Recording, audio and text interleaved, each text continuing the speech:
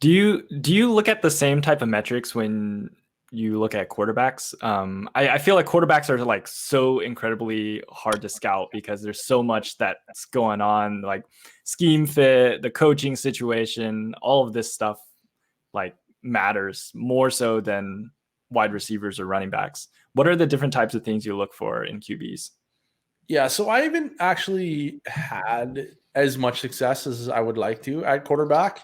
And it led me to this to like trying to get better, right? Like I want to have the best rankings. I want to have the best results. I want to win my fantasy leagues, of course.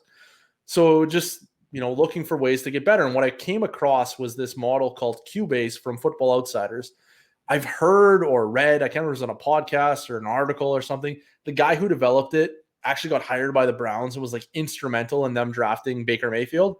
It's like an incredible model. Like when I put it into my spreadsheet and I look at like the correlation on it, it's like super high. And it makes sense. Like when you go back and look at like the old guys, it's got like Aaron Rodgers and like Ben Roethlisberger and Eli Manning and Phillip Rivers are like the top dogs in this model, and it's based on things like college experience. I think they use adjusted yards per attempt, completion percentage, things like that.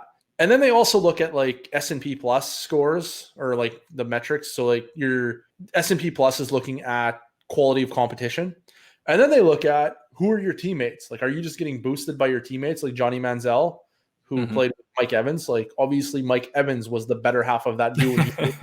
Johnny Manziel looked better. I mean, maybe Johnny Manziel's off-field stuff played a factor, but when he was on the field, he wasn't any good anyway in the NFL. So I'm not sure how true that exactly is. He probably would have busted, in my opinion, regardless of his off-field problems. But anyways, so they factor in all this stuff, right? And then they give them a score, and then you can test the score. And I use that as the basis of my model, or I don't have a model. I don't do models, but that was the basis of my process.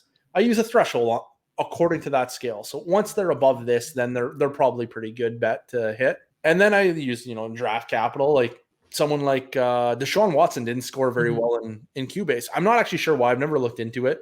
I'm assuming because he played at Clemson with a bunch of first-round picks and they won a national championship, and he wasn't overly efficient in college from a passing perspective. That's the other thing.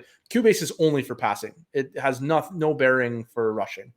So I'm assuming that he just wasn't a very efficient passer. He was a pretty good rusher in college, though. And then once you factor in draft capital, it's like, well, if they're drafted in the top 15, they still have a pretty good shot. Like, it's still like 50-50, even if they were bad in QBase. And then if they're drafted outside the top 15, then it gets really scary, and you just don't want to draft those guys.